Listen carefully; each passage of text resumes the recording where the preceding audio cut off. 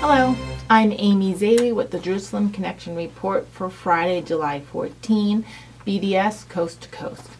BDS means boycott, divest, and sanction, and they are campaigns that are rooted in various community organizations, from the marketplace to banking and economics to institutions of education.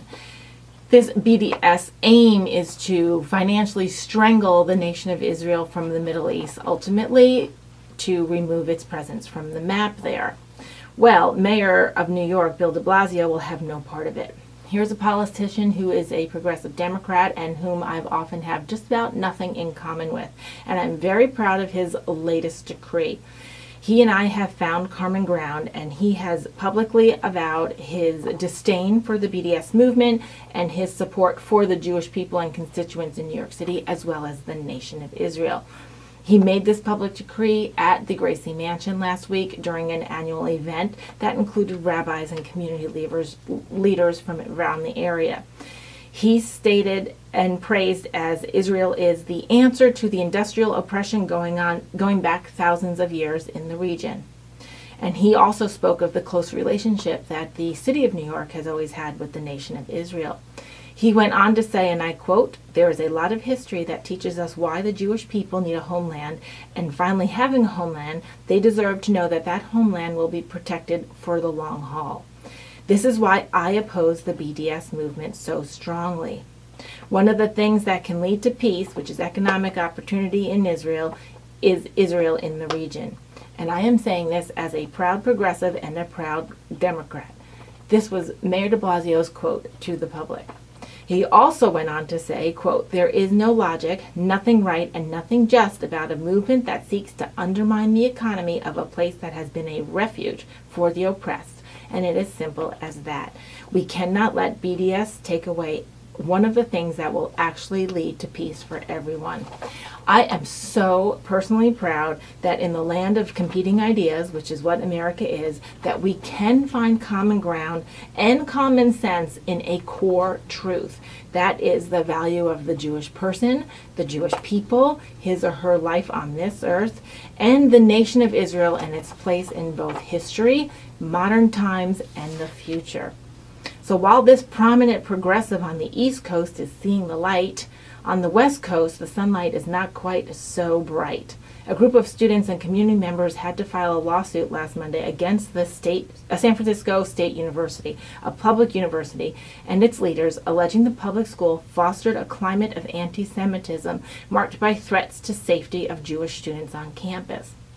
This is being brought forth with years of documented activities.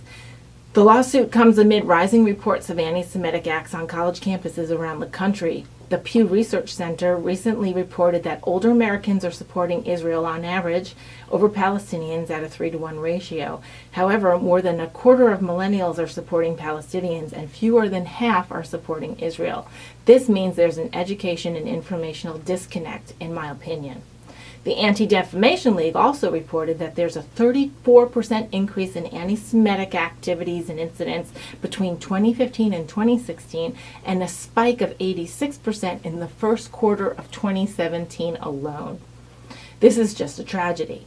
One of the plaintiffs in the case against San Francisco State University is Jacob Mandel, and he noted in his statement that he has no desire to shut down the free speech of all the other groups and interests on campus who have the right to voice their opinions and open up a debate. He just wants equal protection for his voice and his freedoms. He noted that he had been stared down, threatened, silenced, and shouted down with no support whatsoever from the administration. And when he filed specific complaints, the administration not only ignored him, he felt it was actively working against them. This lawsuit is about equal protection under the law and equal freedom. As well, another event that is part of the lawsuit is that back in April 2016, Nir Barkat, the mayor of Jerusalem, was invited by San Francisco State Hillel to speak. Protesters yelled chants such as "Get the F off our campus" and "Long live the Intifada, long live the Intifada, Intifada, Intifada." They used microphones and bullhorns to drown out the speaker and his supporters, his listeners. Barquette left when police, acting on a stand-down order from university administrators, according to the lawsuit, did not quiet down the protesters in any way. This is just shocking, and I am glad there's documented, organized pushback to use the legal justice system to find some sense of reality for what the conditions should be on a state university campus, which is at the very least an open and free exchange of ideas and equal protection for that freedom for all students. Approximately 2,000 of the 26,000 students on San Francisco State University's campus are Jewish, and they do not need to be intimidated and threatened and shouted down. That is just unfair. Moreover, shocking behavior from a university professor in Delaware. When Otto Warmbier, the UVA student from Ohio who was held captive in North Korea for an alleged violation against the state, returned home in a comatose state and later died, Kathy Detweiler, an adjunct professor of anthropology of all things, put on her personal Facebook that he got exactly what he deserved. And that, quote, "a typical of the mindset of a young, white, rich, clueless male who comes into my class." Just please note that Otto Weinbreyer is also a Jewish, from a Jewish family.